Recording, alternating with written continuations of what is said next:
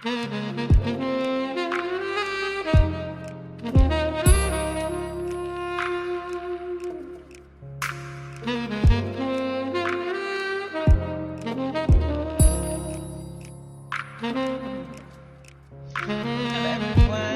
I am back. I'm getting ready to go in here and do some last minute shopping. It's Christmas Eve. So I'm excited about being out. I am enjoying my outfit. It's really comfy today too. I'm wearing a Trust in the Lord tee. I actually got this from the TikTok shop. And I got it months ago and forgot about it. And it is so comfortable. It's so beautiful out here. It's like a low country Christmas is going to be mild temps most times. Yesterday, if you saw my vlog slash kind of reaction video to something that I saw online, it came to me again that I really do not talk about singleness and relationships online like that. I've had different opportunities to share, with women, to encourage, young people or even older women that are single. But when it comes to being online, it's just something about it to me. I want to give a couple of reasons why I believe I didn't talk about singleness, and these are just the ones that come to mind right now. One of the reasons why I don't, when it comes to the Christian life and like the Christian walk, or really just people's lives in general, I don't like to fetishize. I don't like when I feel like someone is fetishizing something about someone. Um, and that's not just for me. Like, I hate when, like, I love interviews. I will watch interviews of different people who, have done something notable or who produced or created something that I've been encouraged or inspired by. So I love watching interviews. I love reading biographies. And I think the great thing about biographies or interviews is, you get to hear some of someone's story that you have seen out of context. You get to hear how they actually experienced it, and that helps you to relate to them in their life and their story as a human. But I hate when people fetishize things, like when people go through different things or experience different things in life, and because they are someone who's known publicly, certain things that if they probably could go through more privately, they would. But then when an interviewer like keeps asking about it, and you can tell like they've said what they want to say about it, and but it's like the interviewer is like picking at it because they know that that's what people want to hear. That's kind of like it's kind of like fetishizing it to me, and I don't like the it's almost like objectifying a person's story. It's like you care more about whatever that thing is that really causes them pain more than like how they're doing like now. You know what I mean? Not saying that a lot of times people do want to know because sometimes they have gone through it and they want to be encouraged by it. So I know that, I've even had people to tell me, in past years, like, that's the topic you should talk about, that'll bring you more views, or that's something people want to hear about. People are, that's gonna trigger people emotionally, and that will make them. But again, it's kind of like, it feels like fetishizing in a way. And I believe it's all in God's time as well. Like, I have grown and walked through different things in life where I believe I will be a valuable voice for that.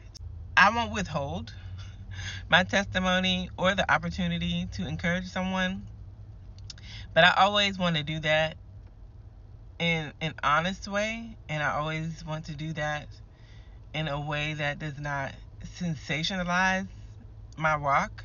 The thing, I don't know. I guess because I've seen some weird things over the years with it, and like everyone that I have seen like make it into really an idol of sorts, and monetized the whole single Christian women, or the biblical womanhood or the kingdom spouse and kingdom marriage. Like I've just seen a lot, and I'm a person who a lot of times I will see things, I will study, I will read, I will watch, and oftentimes I don't share things because I haven't had enough time with it to trust it enough to put it out there.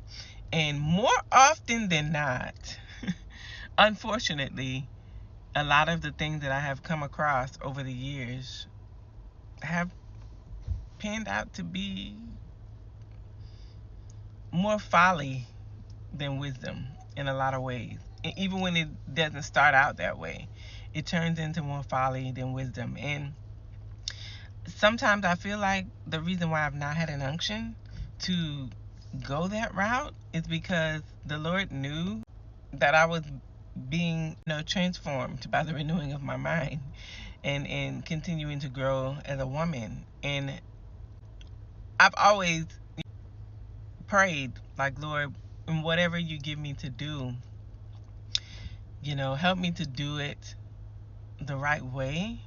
And kind of like the commitment that I made going into a helping profession, help me to do no harm. I want to do no harm. And when I think of how much I have grown and how much my mind has changed, had I 10 years ago been out there, yelling from the rooftops some of the more popular teachings about purity and all of that, I would have done harm. Because when I look back on it now, harm was done.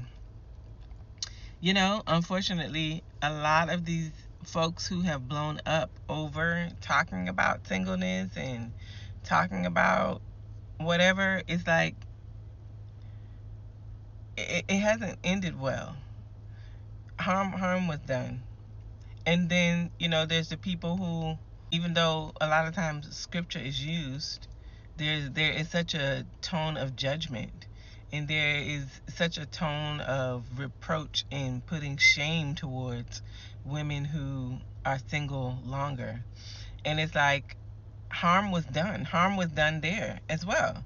And, another thing I do realize is that something that can be helpful to people, even when I am on the other side of singleness, is that I won't come forth with that level of self-righteousness that maybe I would have, had I been someone who things panned out the way everyone thought they would, married by 25, finished having children by 30, 32, 33.